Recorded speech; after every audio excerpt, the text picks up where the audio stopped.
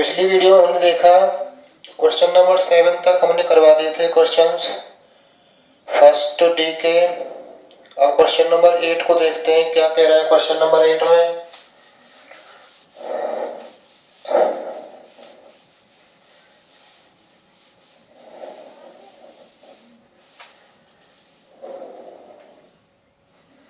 Question number 8 में कह रहा है एक कण समतल वक्र में इस प्रकार चलता है कि इसके स्पर्श रेखीय तथा अभिलंबित त्वरण सदैव समान रहते हैं। स्पर्श रेखीय और अभिलंबित त्वरण क्या है? समान।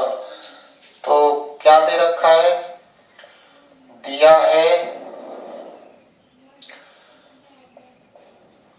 है क्या? स्पर्श रेखीय त्वरण बराबर है अभिलंबित त्वरण के।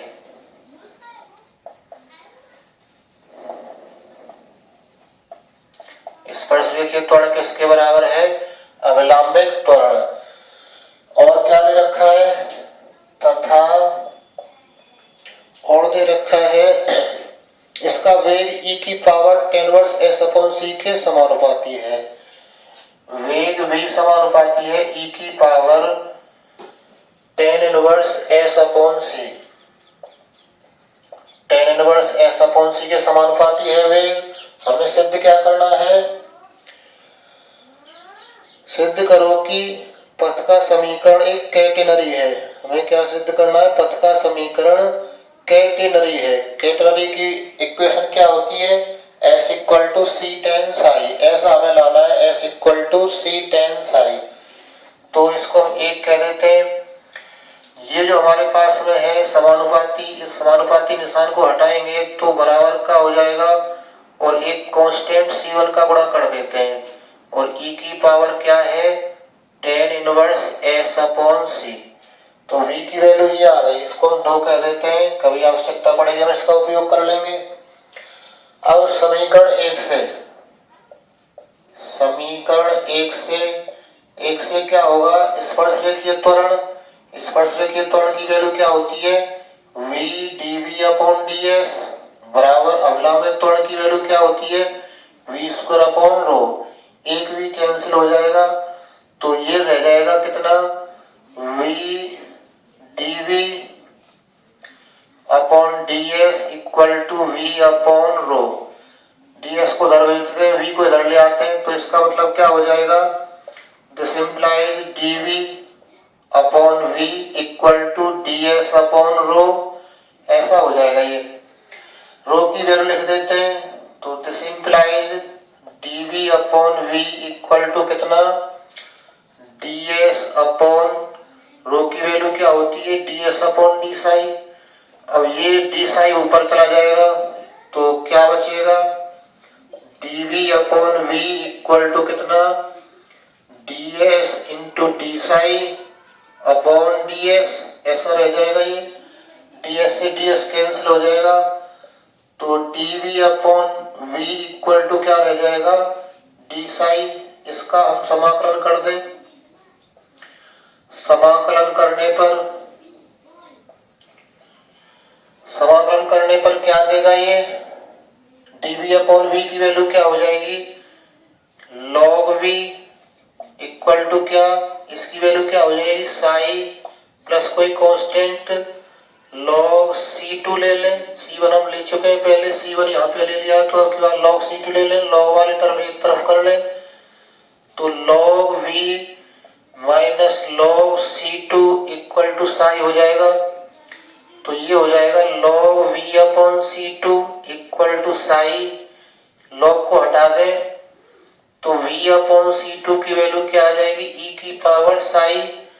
तो v की वैल्यू क्या हो जाएगी? c2 e की पावर साई। तो ये वैल्यू मिली हमें v की। और एक वैल्यू और है हमारे पास में। कहां पर? समीकरण 2 में v की वैल्यू है c1 e की पावर 10 s अपॉन c और समीकरण 3 में है v बराबर c2 e की पावर साई। तो इसका मतलब दोनों समीकरण समान होंगे। दोनों से v की वैल्यू की तुलना कर दें तो समीकरण 2 और 3 से क्या होगा?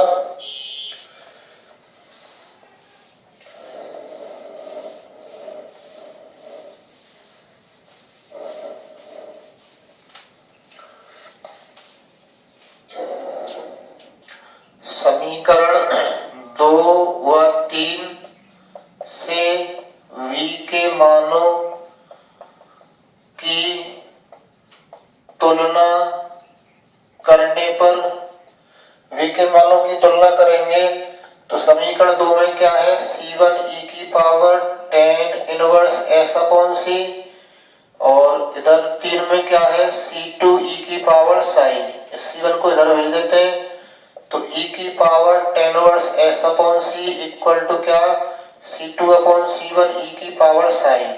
इसको कोई नया कांस्टेंट c3 कह देते हैं, e की power tan inverse s upon c equal to, इसको c3 कह देते हैं पूरे कांस्टेंट को, और e की पावर साइन। अब हमारा काम है c3 की वैल्यू निकालना। पहले तो प्रारंभ की शर्तों का उपयोग करना पड़ेगा। प्रारंभ में s बराबर 0, कोई दूरी नहीं चली है, और कोई दूरी नहीं चली है तो साइन भी 0 है। तो इसका मतलब क्या होगा, यहां रख देंगे, रखने पर क्या आएगा, s की जगह 0 लिख रहे हैं तो e की पावर tan इनवर्स 0 हो जाएगा इक्वल टू c3 e की पावर 0। इसको थोड़ा सॉल्व करेंगे तो क्या मिलेगा, इसको नाम दे देते हैं 4, इसकी हमें बाद में आवश्यकता पड़ेगी c3 का मान रखने के लिए।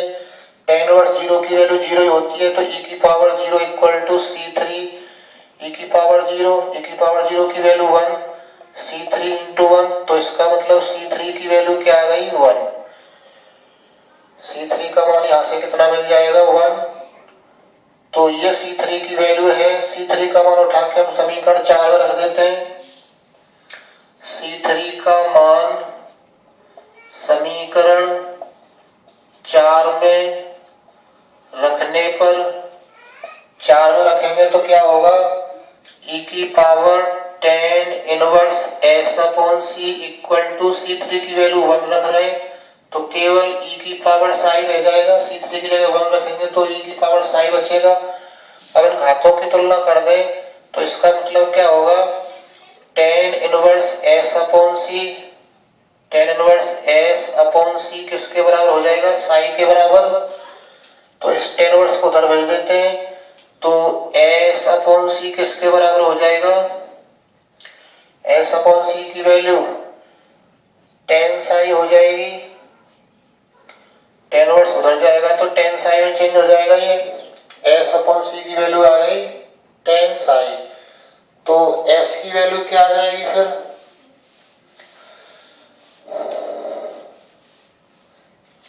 तो this implies s equal to क्या हो जाएगा, c ऊपर चला जाएगा, c tan साई, जो कि हमारा किसका समीकरण है, कैटेनरी का, जो कि कैटेनरी का समीकरण है। और यही हमें सिद्ध करना है कि पथ का समीकरण क्या है, एक कैटेनरी। तो इस टाइप से हम इसको सिद्ध कर देते हैं।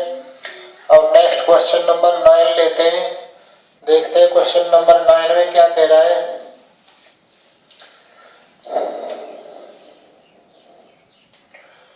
क्वेश्चन 9 क्या दे रखा है, एक कण एक समतल वक्र में इस प्रकार गमन करता है, इसका स्पर्श रेखीय त्वरण अचल रहता है, और क्या, और इसके स्पर्श रेखीय वेग का परिमाण और अभिलंबित त्वरण का अनुपात अचल रहता है। सिद्ध करना है नेल समीकरण s बराबर है a Sai square plus b Sai plus c, इतना सिद्ध करना है। तो जो दे रखा है पहले हम उसको लिख लेते हैं। क्या क्या दे रखा है, स्पर्श रेखीय त्वरण अचल रहता है, दिया है स्पर्श रेखीय त्वरण बराबर क्या है, अचर है। स्पर्श रेखीय त्वरण क्या है, अचर। तो इसका मतलब क्या हुआ, dv अपॉन dt, स्पर्श रेखीय त्वरण के हमारे पास में 3 फॉर्मूले हैं, इनमें से dv अपॉन dt बराबर किसके है, कोई कांस्टेंट c1 के, इसको एक नाम दे देते हैं। और क्या दे रखा है, दे रखा है कितना, वेग और अविलंबित त्वरण का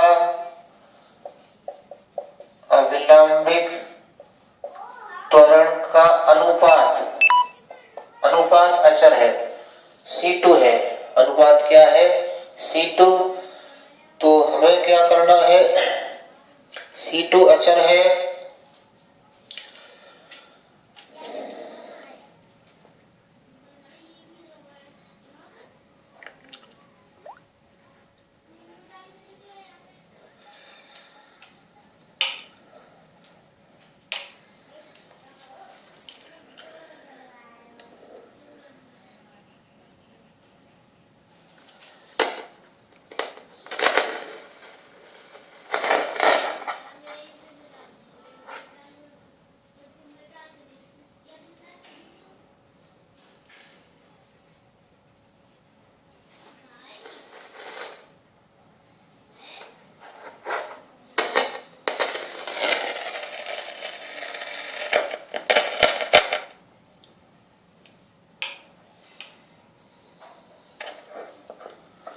इसका अनुपात अचर दे रखा है, वेग और अविलंबित त्वरण बराबर दे रखा है C2। इससे हम क्या करेंगे, इसको हम नाम दे देते हैं 2। तो वेग का मान क्या होता है, वेग हमारा v होता है और अविलंबित त्वरण क्या होता है, v² इक्वल टू क्या है, C2। तो ये रो ऊपर चला जाएगा, एक v कट जाएगा, तो ये रो अपॉन v की वैल्यू क्या आ जाएगी, C2 आ जाएगी, रो अपॉन v की वैल्यू। इसका मतलब क्या, रो की वैल्यू लिख देते हैं, रो की वैल्यू क्या है और v को उधर ले जाते हैं, तो दिस इंप्लाइज क्या रह जाएगा, ds upon d psi equal to, upon में क्या लिख ले, ds अपॉन dt इक्वल टू CT हो जाएगा। तो इसे उल्टा कर देते हैं, तो इसकी वैल्यू क्या आ जाएगी, ds into dt upon d psi into ds, ऐसा हो जाएगा, इक्वल टू कितना, C2। इसका मतलब क्या हो जाएगा, ds से ds कैंसिल हो रहा है, ds से ds कैंसिल हो रहा है, तो क्या रह जाएगा, ये रह जाएगा dt upon d psi equal to C2। ये प्राप्त हो जाएगा हमें, ds कैंसिल हो गया, dt अपॉन डी साई। इसी को हम उल्टा कर दे तो d psi upon dt equal to क्या हो जाएगा, ये 1 अपॉन C2। इस 1 अपॉन C2 को एक नया नाम दे देते हैं, कोई C3। तो डी साई अपॉन dt की वैल्यू क्या हो जाएगी, C3 हो जाएगी। इसी को हम साई डॉट भी कह सकते हैं। तो हमारे पास में ये कंडीशन नंबर है, कौन सी, 2 है, 2 कंडीशन है, डी साई अपॉन dt की वैल्यू हमें प्राप्त हो गई।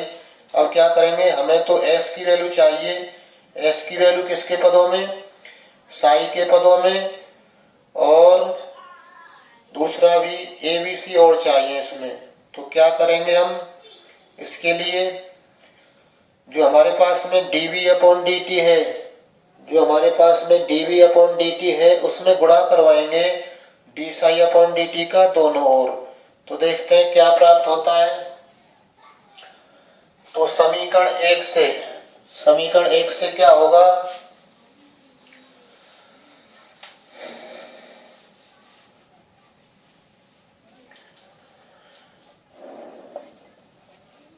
समीकरण 1 से क्या होगा, dv upon d psi into d psi upon dt equal to क्या आ जाएगा, C1। तो डी साई अपॉन dt हम निकाल चुके हैं, C3 है। तो dv upon d psi equal to क्या रह जाएगा, into C3 equal to C1। तो dv अपॉन डी साई की वैल्यू क्या हो जाएगी, C1 अपॉन C3। ये वैल्यू प्राप्त हो जाएगी। अब क्या करेंगे, इसको कोई नया कांस्टेंट नाम दे